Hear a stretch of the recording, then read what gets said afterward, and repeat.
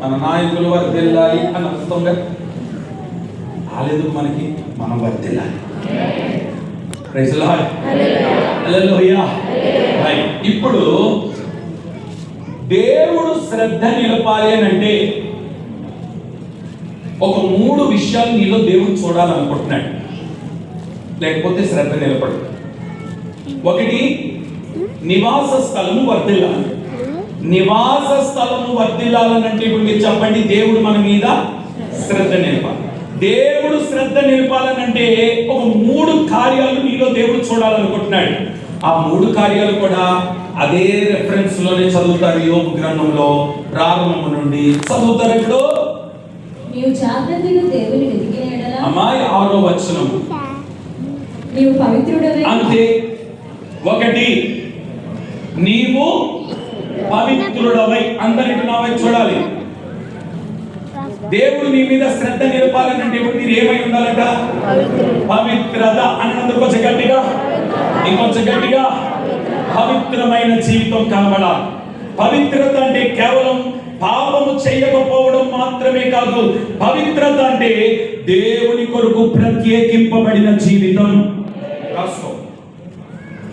పవిత్రత అంటే దేవుని కొరకు ప్రత్యేకింపబడిన జీవితం, అంటే ప్రతిష్ఠ చేయబడిన జీవితం. ఒక ప్రత్యేకమైన జీవితం చేయడం ఎవరి కొరకు?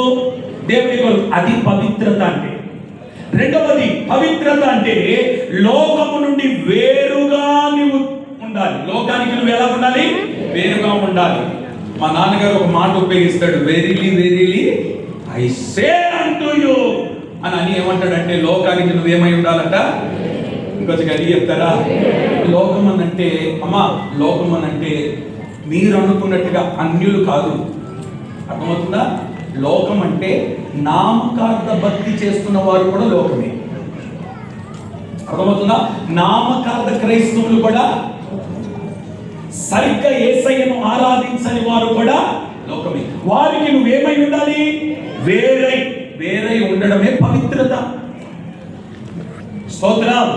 లోకానికి వేరుగా మనం బ్రతుకుదుము గాక. పవిత్రమైన జీవితము చేస్తున్న వారి మీద ఆయన ఏమి నిలుపుతాడట? శ్రద్ధ నిలుపుతాడు. 3వ మాట ఏంటంటే దేవుని కొరకు జీవించడం. అమ్మా, ఎవరి కొరకు జీవించాలట? కొంచెం గట్టిగా చెప్పండి, నా వైపు చూస్తూ వినండి. అమ్మా, ఎవరి కొరకు బ్రతుకుతున్నామంటే, ఏం చేస్తామండి, పిల్లల కొరకు బ్రతుకుతున్నామండి అంటారు. అనేవాళ్ళు లేరా? తల్లిదండ్రులు అడిగితే ఏమంటారు? పిల్లల కొరకు బ్రతుకుతున్నామండి అంటారు. భర్త చనిపోయిన తర్వాత ఏమంటే, తల్లి ఉంటే, భార్య ఉంటే, ఏమ్మా మరి భర్త లేడు కదా, మీ పరిస్థితి అంటే, ఏదో బ్రతుకుతున్నానండి, పిల్లల కొరకు బ్రతుకుతున్నానండి అంటారు. అంతేనా? కానీ ఇక్కడ బైబిల్ ఏం చెప్తుందో తెలుసా?